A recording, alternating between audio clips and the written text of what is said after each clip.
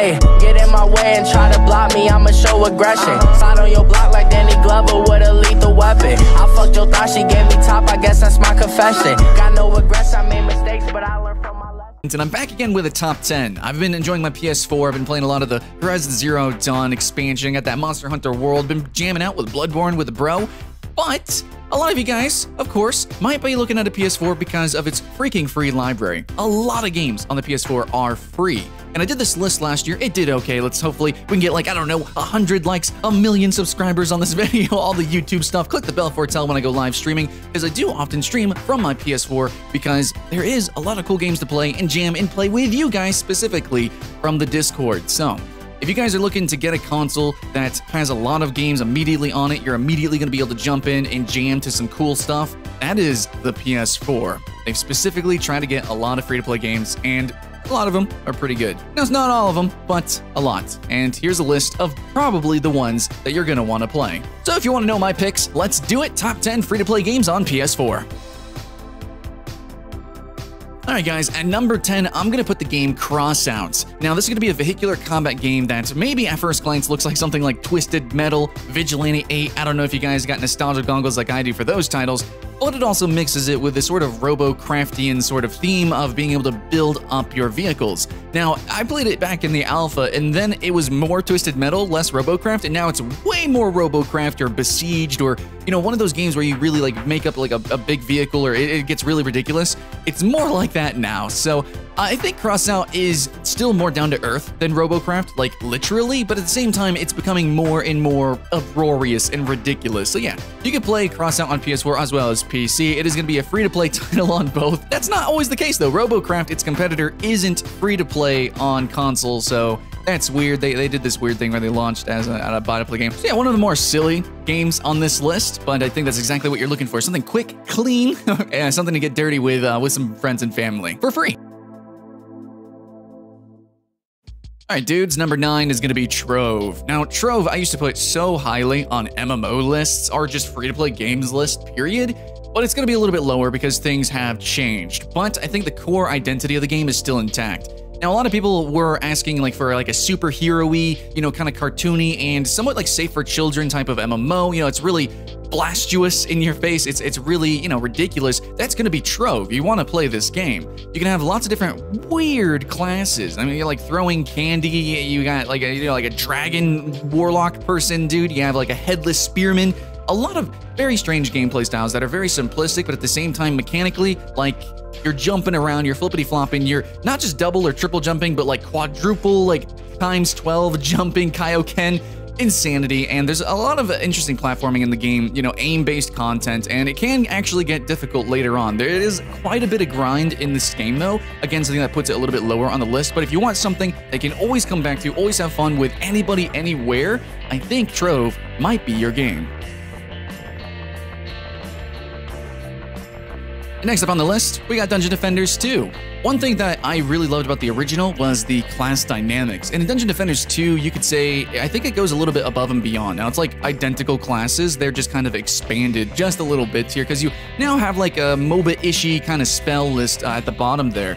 But you do still have like, you know, your tower defense building. It's Dungeon Defenders. You got to defend those dungeons, dudes. But it's a little bit more in your face for this action RTS. I think it's a little bit more action-packed. Also, I really appreciate the graphics, really clean, a little bit more tasteful than the original, in my opinion. And I think that this is way more approachable as well. Now, you do have a difficulty selector, so don't worry if you're gonna have like your little cousins or your kids jump into this game. That's awesome. And I just want to say I do applaud it for being free-to-play. Now, there has been a couple other competitors directly in this space, but Dungeon Defenders 2 is my pick, especially because of my love of the original. But I just want to say I love free-to-play co-op games, because if I want to just jam with someone else, which is the point of a co-op game, it's just super easy if it's free. Dungeon Defenders 2 is definitely my pick for free tower defense game. Moving on though, number 7, we have Warthunder. This title is something that I'm just getting into currently. Now, I played like back in press access and it was neat. It was just planes then. But now it's kind of grown to be a little bit more mixed combat. So you are going to have combat where you start as a tank and then occasionally you go into a plane and then, like, I guess vice versa in some stuff. I don't know what all it entails entirely. Again, I'm just getting into it, but like, even though I'm just now getting back into it, like, the graphics look really great. The controls are pretty freaking fantastic, actually, on PC or otherwise.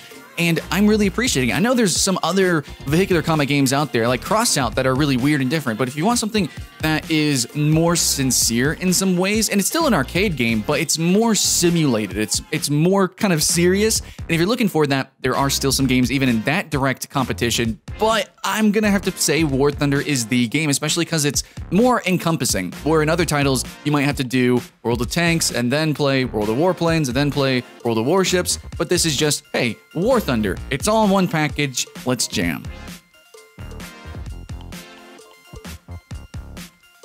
Next on the list, I'm putting Paladins.